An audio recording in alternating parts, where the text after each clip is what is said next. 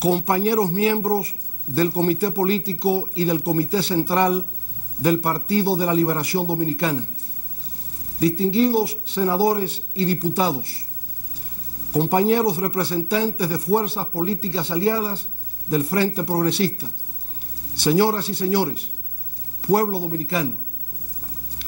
Es esta la primera vez que tengo el honor y el privilegio de dirigirme a ustedes luego de la culminación del pasado período constitucional y de haber asumido la presidencia de la República el compañero y amigo licenciado Danilo Medina. Habría sido mi deseo por estos tiempos permanecer en un segundo plano, al margen del debate nacional, y solo limitarme en mi calidad de presidente del Partido de la Liberación Dominicana a estimular y apoyar las medidas de las actuales autoridades gubernamentales encaminadas a promover el progreso y el bienestar de nuestro pueblo. Sin embargo, la manera sinuosa en que desde cierta parcela de la opinión pública nacional se ha venido abordando el tema relativo a la reforma fiscal recientemente convertida en ley, me impulsa a formular algunas aclaraciones que espero contribuyan a despejar confusiones en determinados ámbitos de la sociedad dominicana. Estoy consciente del legítimo derecho que asiste a cualquier ciudadano o ciudadana de albergar alguna preocupación, dudas, temores o interrogantes en torno a la referida reforma fiscal, pero sobre ese particular, lo primero que quisiera empezar por decir es que la idea de una reforma fiscal no surgió al azar, de manera imprevista o sorpresiva, sino que fue parte de las consultas, del diálogo y del esfuerzo de concertación que durante 2 años se realizó con distintos sectores de la vida nacional en relación con la Estrategia Nacional de Desarrollo. En esa estrategia, inclusive, se acordó suscribir un acuerdo o pacto con respecto a 3 áreas sensitivas del país: la educación, el sector eléctrico y el sistema fiscal. Tal como lo recuerda el primer considerando de la recién aprobada Ley de Reforma Fiscal, en enero de este año 2012 fue promulgada la Ley número 1-12 que consigna la Estrategia Nacional de Desarrollo 2030 y en la misma se indica, cito, la necesidad de que las fuerzas políticas, económicas y sociales arriben a un pacto fiscal orientado a financiar el desarrollo sostenible y garantizar la sostenibilidad fiscal a largo plazo mediante el apoyo sostenido a un proceso de reestructuración fiscal integral, termina la cita. En el artículo 36 de la referida Ley de Estrategia Nacional de Desarrollo se precisa, entre otros elementos, que, citamos, el pacto fiscal implicará que en un plazo no mayor de 3 años se habrá iniciado un proceso orientado a elevar la presión tributaria para viabilizar el logro de los objetivos de desarrollo sostenible formulados en esta Estrategia Nacional de Desarrollo 2030, termina la cita. Es decir, señoras y señores, en la Estrategia Nacional de Desarrollo ya se hablaba de un pacto fiscal orientado, entre otros factores, a elevar la presión tributaria. Por su parte, en un informe del Fondo Monetario Internacional de fecha 13 de diciembre del 2011, bajo el título de Medidas tributarias para el ajuste fiscal, se indica que, citamos, las autoridades dominicanas y el Fondo Monetario Internacional estimaron en septiembre del 2011 que será necesario implementar medidas de ajuste equivalentes a 3.5% del PIB Termina la cita.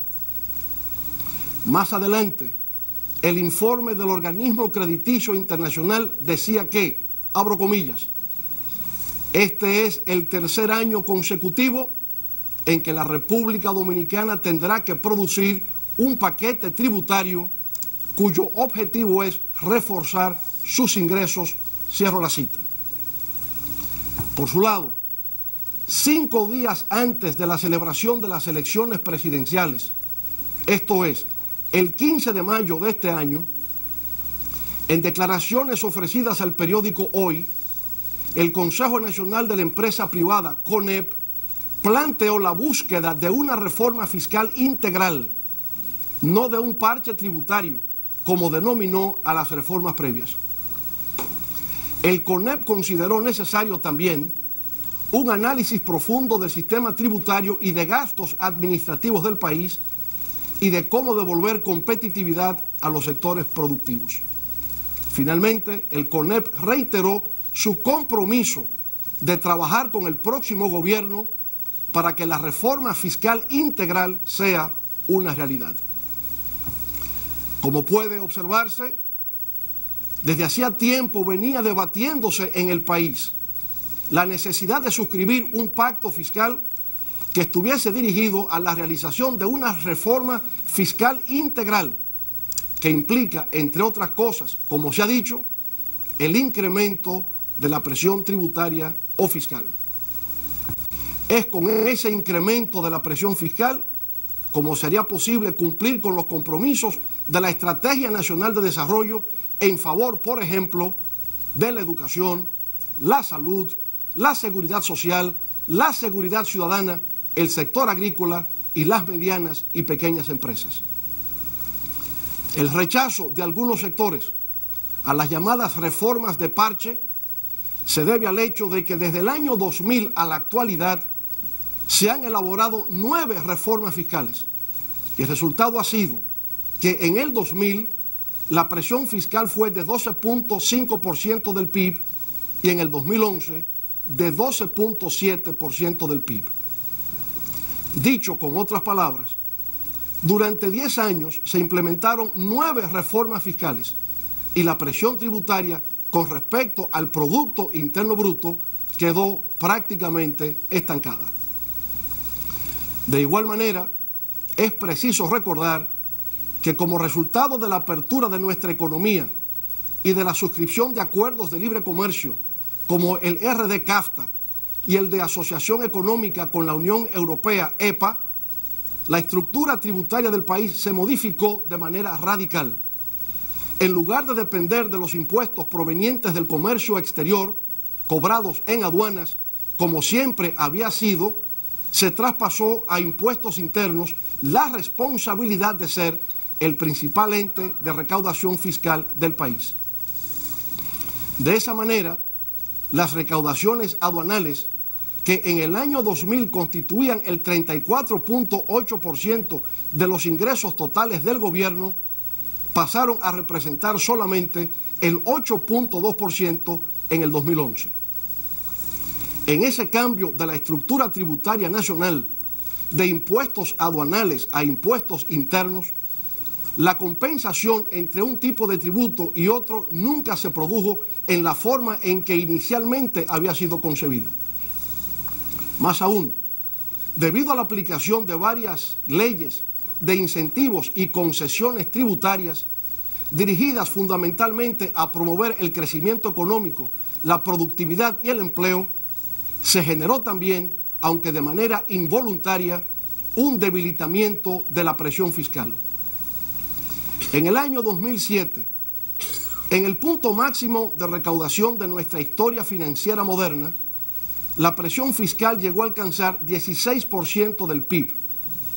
Pero desde entonces hasta la fecha ha habido una disminución de 3.3%, lo que nos coloca en estos momentos en tan solo 12.7% del PIB. Ese es, señoras y señores, el problema fundamental del sistema fiscal de la República Dominicana. El hecho de que sea uno de los países con más bajo nivel de recaudación de la riqueza nacional, no solo de América Latina, sino del mundo.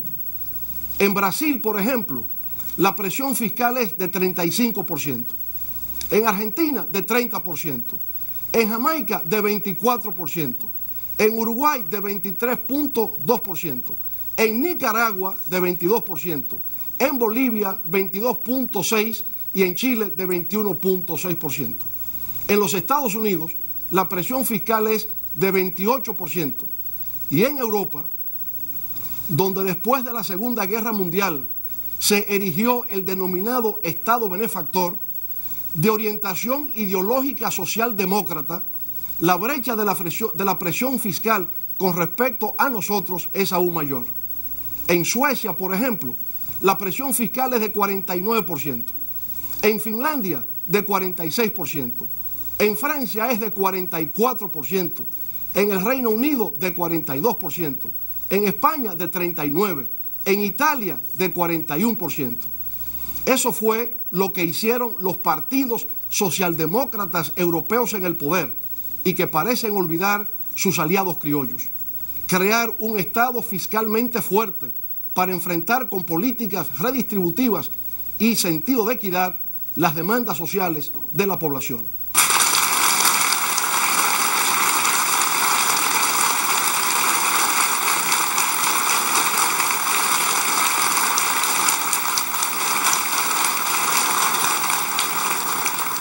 Pero hasta en África, el continente con menor desarrollo del planeta, el promedio de presión fiscal ronda el 20.1%. Aquí, en la República Dominicana, repito, es de tan solo 12.7%, el más bajo de América Latina, con excepción de Haití. Y así, con un Estado fiscalmente pobre, débil, no puede producirse el nivel de desarrollo, de progreso y bienestar que anhelamos para nuestra sociedad.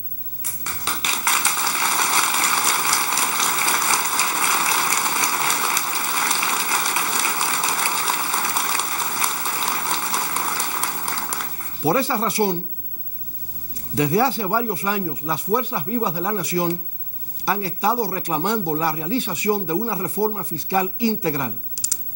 Ahora bien, si durante varios años, y más recientemente, hasta antes de las pasadas elecciones presidenciales, el debate en torno a la reforma fiscal giraba alrededor de la ejecución de una reforma integral que contemplase el incremento de la presión fiscal con respecto al Producto Interno Bruto, ¿cómo fue que en la opinión pública nacional se tejió la idea de que la reforma fiscal era la consecuencia del déficit fiscal proyectado para este año 2012?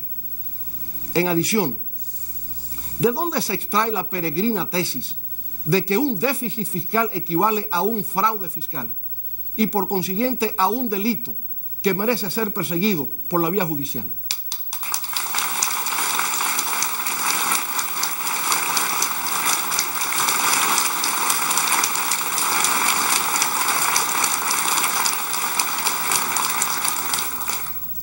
Cuando observamos el panorama económico mundial, nos damos cuenta que ese precisamente